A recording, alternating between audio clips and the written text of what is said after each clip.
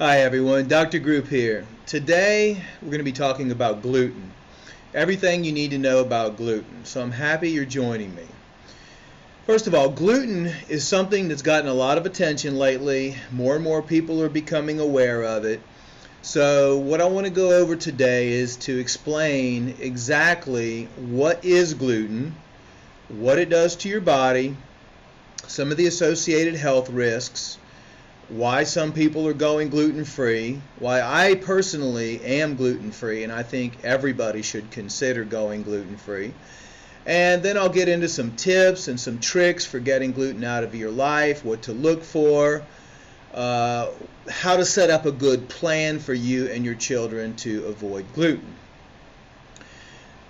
Looking around, gluten is practically everywhere in our food supply. So you don't have to try very hard to run into it, but you do need to pay attention if you're trying to avoid it, which hopefully you are, especially after watching this video. Otherwise, there's a lot of ways that gluten can sneak into your diet. So first, for people who don't know, gluten is actually a plant protein. It's present mostly in grains, such as wheat, rye, barley, and a few others. But most people, however, are exposed to gluten from wheat. That's the big gluten source, or products that contain wheat. And gluten affects everyone. It's toxic to every single person's body. It's not just people with celiac disease or bowel disorders. It's toxic to everybody, and we're going to get into that a little bit later on. But gluten basically consists of two proteins, gliadin and glutenin. These are the proteins that actually help strengthen the dough in making bread, and they trap the air released by the yeast. Gliadin is what causes the majority of the health problems for most people. So when someone is sensitive to gluten or can't tolerate gluten, the sensitivity to the gliadin is usually what's causing their problems. So you can basically think of gluten as a general allergen in the body.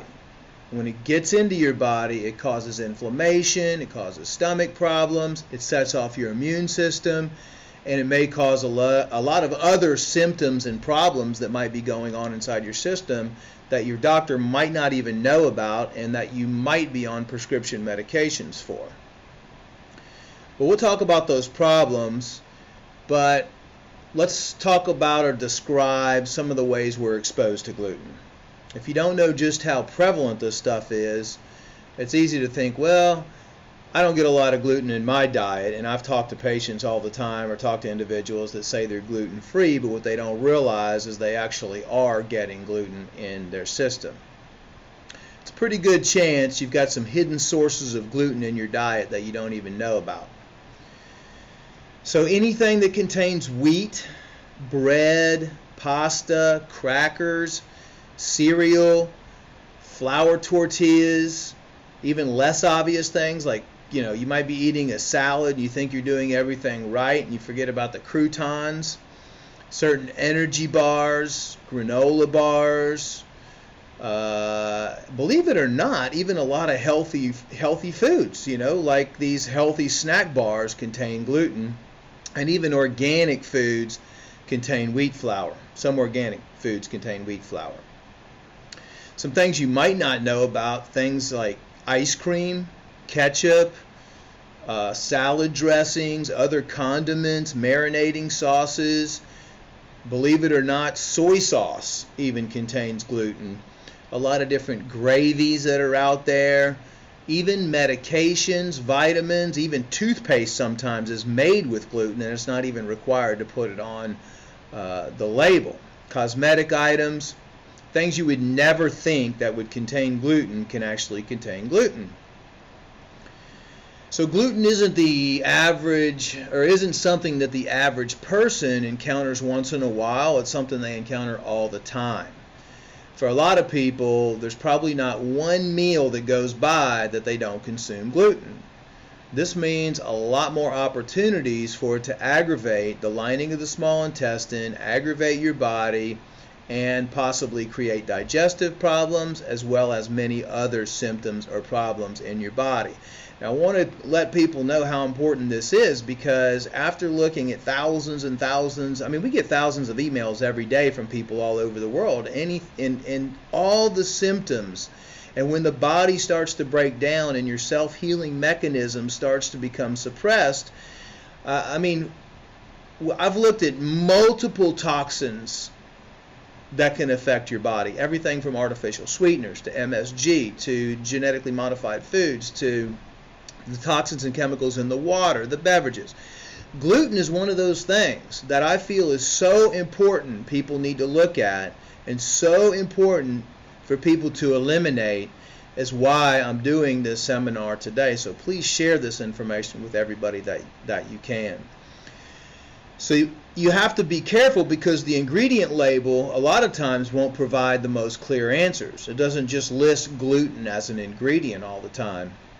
And some people will tell you that even maltodextrin, which is in practically everything, is considered gluten-free, but it can actually be derived from wheat. So, if you're taking vitamin supplements, most likely probiotics, enzyme supplements, most likely those are going to be in a maltodextrin base. So you could think you're gluten-free or not taking in toxins, but you might actually be taking in hidden sources of gluten. Modified food starch is another questionable ingredient.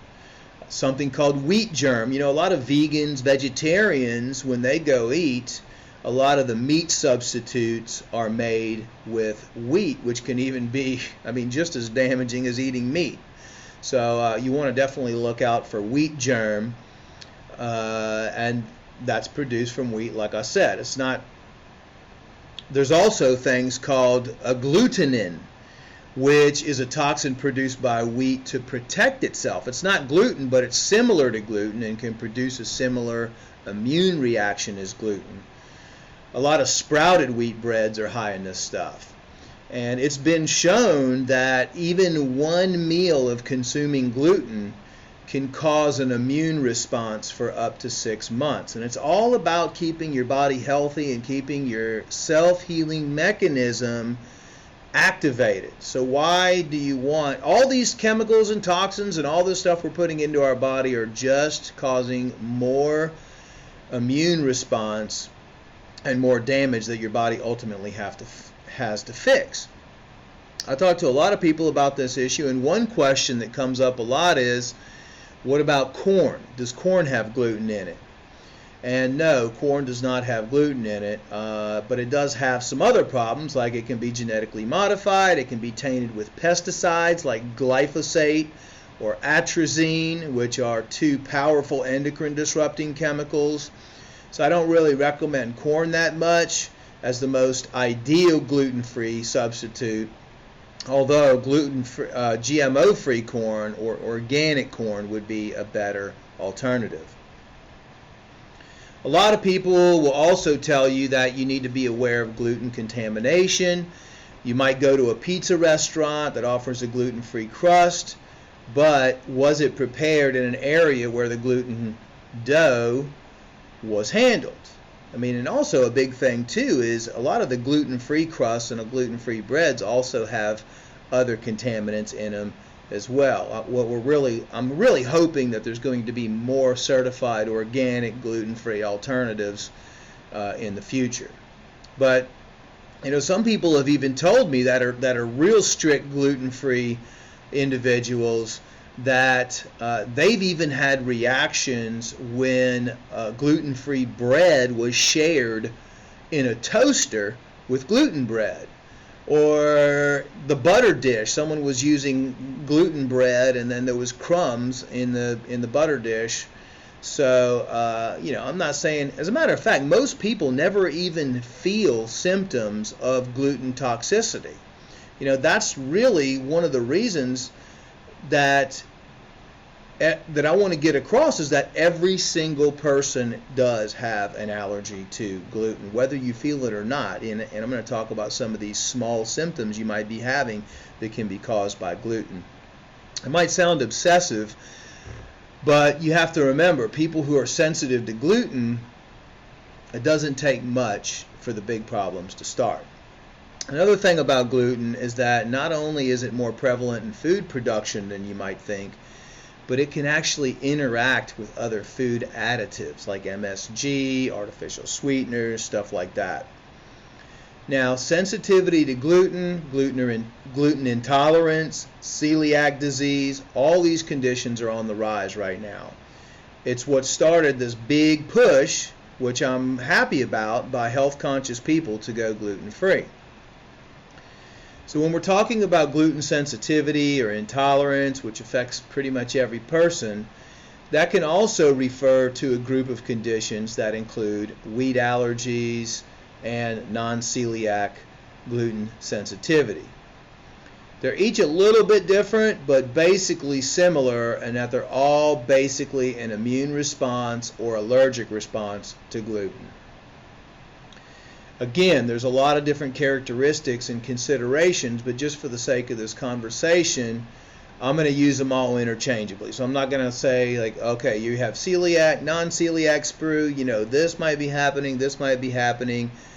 What I'm going to talk about is just general sensitivities to gluten, which some of the ways you can recognize it, usually almost immediately, is if you eat a meal and you have abdominal pain, gas, bloating.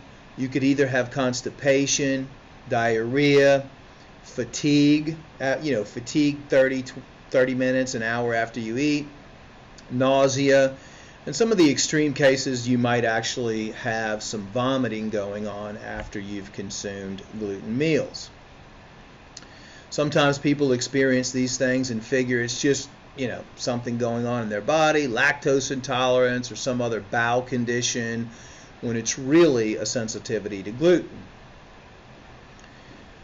One of the reasons that for this conversation we're going to sort of look at gluten as toxic to everyone is because I was looking at a lot of studies that have found individuals that didn't have scientific blood work or anything like that, a diagnosis to gluten allergies, still experienced a lot of symptoms like the diarrhea, fatigue, abdominal pain when they consumed gluten. So in other words, you don't have to have a medical condition like celiac disease to have problems with gluten. It's really something that can affect everyone and is actually giving a lot of people trouble. And a lot of people are probably having some digestive or other problems which are rampant right now and don't know that gluten is the root cause of it. Because it's all about looking at the root cause of your problems. So how does exactly gluten affect your body? What's going on inside your body when you consume gluten? What's it doing and why does it cause a reaction? There's a couple things to think about here. When you consume gluten and your body tries to break it down, it actually ends up your body sees those proteins, the gliadin and the gluten proteins, as irritants, as allergens, and attacks them. So gluten sets off your immune system, and that ends up causing a lot of problems, especially a lot of intestinal inflammation. Imagine it like this. Let's say you're inside a fireworks factory and you take one of those little bottle rockets or some fireworks and you light a match and you throw it into a pile of fireworks. Well, the next thing you know, all the fireworks start shooting everywhere in the factory, and it sets off every single firecracker and missile, and eventually the place blows up. It just takes one little spark to set off a chain of events, and the same thing happens in the body. And we're talking about gluten, but same thing happens with multiple things and toxins, heavy metals and chemicals and pesticides and everything else inside the system. Gluten's the same way. When the body sees and feels that gluten's in there, it's just like a match lighting it up, and then that match sets everything else off. Not to mention the fact that all these chemicals and toxins, and that's why I say health begins in the intestines, but disease also starts in the intestines. because it's not just, though we're talking about gluten, you have genetically modified foods, you have acid foods, I mean, you have all these other things that can cause leaky gut syndrome, tiny holes in your intestinal lining, where these gluten and these protein molecules can also not only do damage to the intestines, but leak through into the bloodstream. Because the small intestines are lined with delicate tissue cells called villi. When you magnify these little villi, they look like tiny little hairs along your intestinal lining. And the villi, this layer of tissue, is where we absorb nutrients from our food. And this is also what protects the intestinal wall from toxins. But the gluten proteins can get tangled up in this villi, and when your immune system goes off, it attacks the gluten. But the bad thing is, not only does your immune system attack the gluten, it also attacks your own intestinal villi. And this is where all the inflammation and the distress or the dis-ease starts. So, not just the painful side effects, but also it can affect the absorption of vitamins and minerals, and that's why a lot of people are deficient in vitamins and minerals and nutrients, because a lot of the vitamins and minerals and nutrients people eat are in conjunction with breads or pastas or anything like that that contain gluten. As a matter of fact, there's been countless studies done that have found gluten consumption can lead to inadequate nutrition absorption. So when you combine malnourishment with intestinal inflammation, it's easy to see how this can turn into a severe downward spiraling situation. If your body isn't getting the nutrition it needs to function the way it should, you can experience some significant health problems. And it doesn't take long before a nutritional deficiency leads to more serious issues like anemia, depression, fatigue, body aches, even hair loss, and with children, stunted growth. Not to mention that the reactions to gluten have been known to cause more than just intestinal distress, even linked to hives, breathing difficulties, stuff like hormone imbalances, brain fog. I mean, I've looked at practically every symptom, not believing myself that gluten could be so damaging in the body, and found gluten to be associated with practically every negative health symptom that can arise. Brain fog, fatigue, depression, migraines. You know, you might have migraine headaches or know somebody that has migraine headaches. And of course, we've linked artificial sweeteners, aspartame and stuff like that, food dyes. You know, there's a lot of things you can link to migraine headaches, but gluten is one of those things that you can link to migraine headaches. Indigestion. Think about all the people that run out and take Tums or some sort of calcium product for indigestion when it could just be a gluten sensitivity. People are living every single day with these annoying daily symptoms simply because they haven't connected the problems associated with gluten. And think about how many people go to the doctor for this whole slew of symptoms and then get on medications to treat all these symptoms when that's not the root cause of the problem. The root cause of the problem is something irritating or coming into the body from the food that you're eating, the air that you're breathing, all the chemicals that you're exposed to. And it's really sad that people are out there, you know, being diagnosed with all these conditions when it could just be gluten sensitivity, or it could be, it's really just more or less toxic syndrome. You know, your body is toxic to something that you're putting in it, and gluten is just one of those things that the body's toxic to. So it definitely shouldn't be ignored. And if you're especially sensitive, or if you have celiac disease, I mean, you obviously know that you can't ignore gluten sensitivities. One thing that I learned in doing research with gluten is the effect it has on your brain and nervous system. And this is something that's even been known to cause severe headaches and, like I was saying, migraines. Again, like everything else, it's a problem that stems from the immune response starting in the digestive tract. That puts your nervous system on edge, and you can have mental illness or mental symptoms because of it. Even seizures, blood clots, which can lead to stroke, lesions similar to those that are seen in Lou Gehrig's disease. There's even been links to ALS with gluten consumption. All of these have been connected to gluten. Early onset cardiovascular disease, plaquing in the arteries, weight gain, obesity, bone loss, osteoporosis, hearing problems, rashes on the skin. Let me just say, anytime you have a skin problem, most likely it's a bowel problem. Your bowel is your skin turned inside out. So if you have any type of skin problems, I highly suggest getting and cleaning up your digestive tract. Gluten's even been associated with permanent brain damage. It's been linked to all that.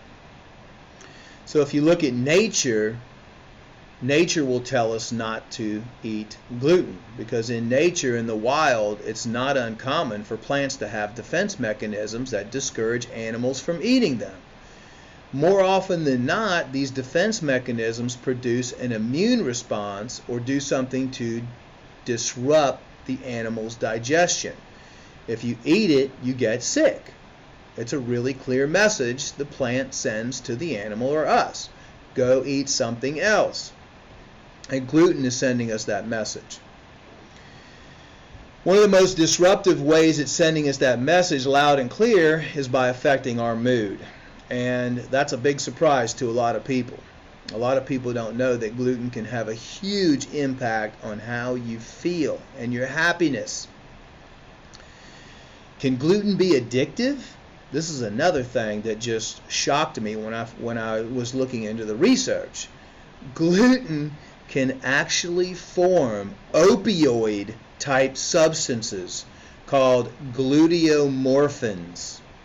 And those can have the same opiate-like effects, like opium, that results in sedation, making you feel euphoric. How many times do you eat bread or pasta and just feel good? It can also cause constipation, though. So guess what? That was actually proven in scientific studies. And that's why every single thing in the grocery store, that's why you should shop on either end of the grocery store where all the live stuff is, because everything in the middle of the grocery store contains the 99% of it some form of gluten or wheat, because they want you to be addicted to the food. And gluten is one of the most addictive substances out there. Like if you get off of gluten for a while, you're going to be going through withdrawals for bread and pasta and crackers or chips or whatever it is that you're addicted to with gluten, because it's like opium. They have gluteomorphins in there. I mean, that's why a lot of people put gluten substances in their food. So you keep coming back to it and wanting more and more and more. And all the fast food restaurants, they want you coming back for more and more. And that's why all restaurants cook with a lot of gluten.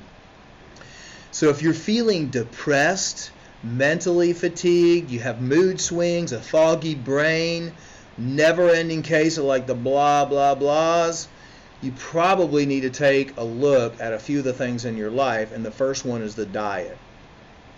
So you have to ask yourself, are you consuming gluten? And if you are, you should definitely stop, especially feeding your kids gluten. One of the ways that gluten affects your mind, not only because of the opiate, but it also affects the tryptophan levels in your brain. And tryptophan is an amino acid that's absolutely crucial for the production of serotonin and melatonin, two of the neurotransmitters that affect your mood and how you feel. So this is the stuff to think about when you're deciding what food to feed your family and yourself, because some of these more serious neurological problems have been known to affect kids in particular. And, when you look at what's happening with the children these days, with the vaccinations and the moodiness and the irritability and the ADD, ADHD, the poor attention span, the autism, lack of focus, The good news is that parents who are waking up that have actually seen how gluten can cause these things to happen have gotten their children off of gluten and even themselves gotten on a gluten-free diet. And that, a lot of times, in conjunction with body cleansing, may prevent the child from being on prescription medications, ADD, ADHD medications, depression medications, anxiety medications, any of the so-called mental illness medications. One thing that definitely does not get enough attention is the effect gluten can have on your thyroid as well and your hormones. The connection between nutrition and thyroid health has been circulating for years, but it's actually overlooked, of course. Well, right now, this country is in the midst of an endocrine disrupting epidemic. I mean, how many people do you know that have thyroid conditions? Practically everybody.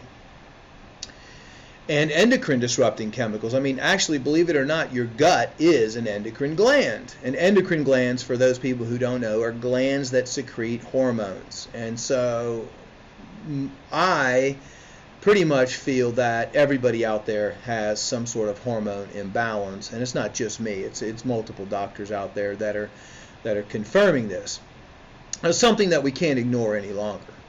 And to understand how gluten affects the thyroid, you need to remember what I mentioned earlier, is that it's a protein formed of other proteins, and gliadin is what produces the inflammation and the problems.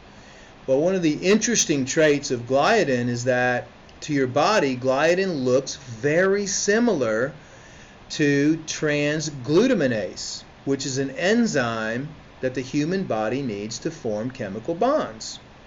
Transglutaminase. And the thyroid is highly concentrated with this enzyme. So when the immune system attacks gliadin, the antibodies also attack the thyroid because it's very similar. And that causes big problems in the thyroid gland.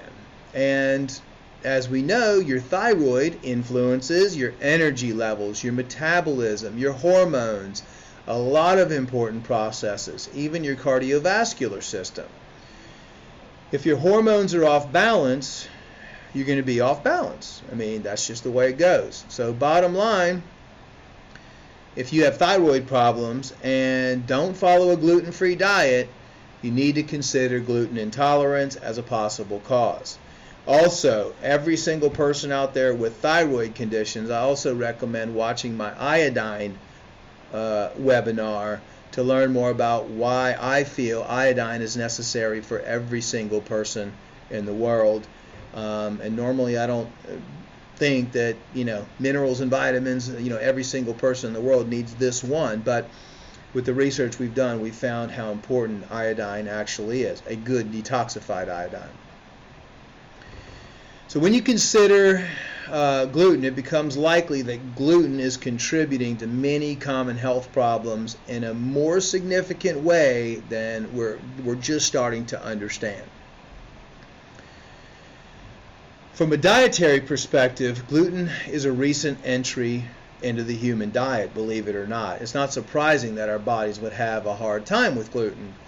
Our digestive system wasn't designed to digest gluten and hasn't adapted to gluten. It's one of the things that our digestive system just can't really adapt to. So let's talk about how to go gluten-free, or let's talk about some of the gluten-free things that people can do. A lot of people out there have done it on their own, and it can be life-changing because you're addressing the root cause of your problems, not addressing the symptoms.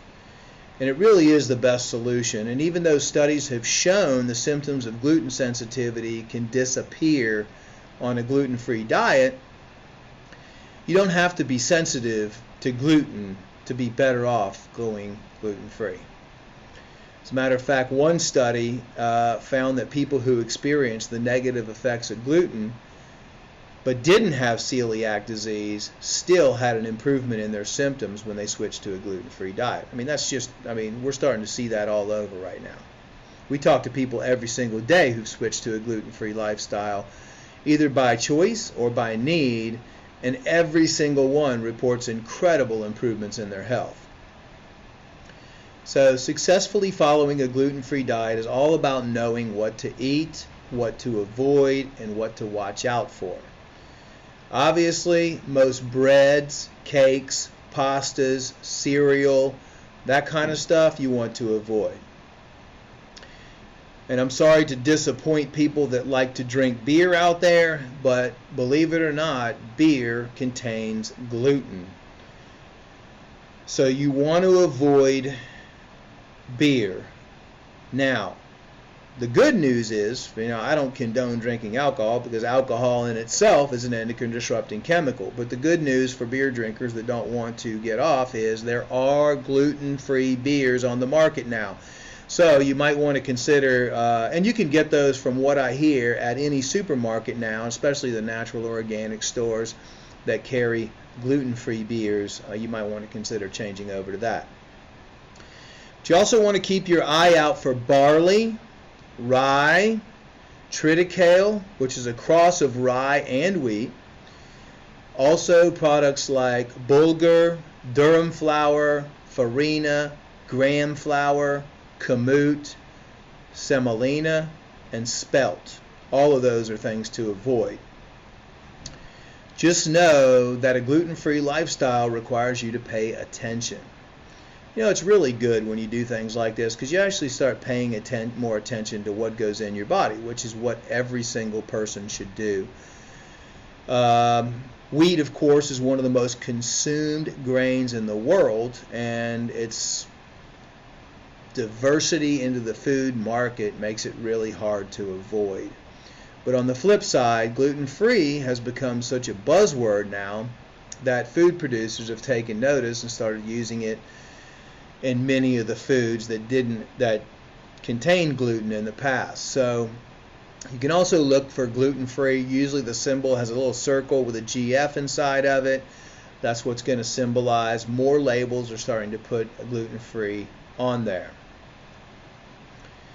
If you're into preparing your own food, which I highly recommend you start doing, there are alternative gluten-free grains that provide better nutrition than wheat and do it without all the problems. So some of the alternative grains or some of the things you can replace or make your own bread with or pasta are buckwheat, amaranth, teff, quinoa, millet, quinoa. Quinoa is one that's gotten really popular in the gluten-free society. I've even seen it at a few restaurants now. It's usually grown in Peru and can be used in a lot of different ways. It's got a little bit of a nutty flavor to it. It's great stuff, so give it a try. Quinoa and all the alternative grains, not only are they gluten-free, but most are also really good sources of protein and amino acids. They're high in fiber, antioxidants, and have a really good nutritional profile in terms of vitamins and minerals.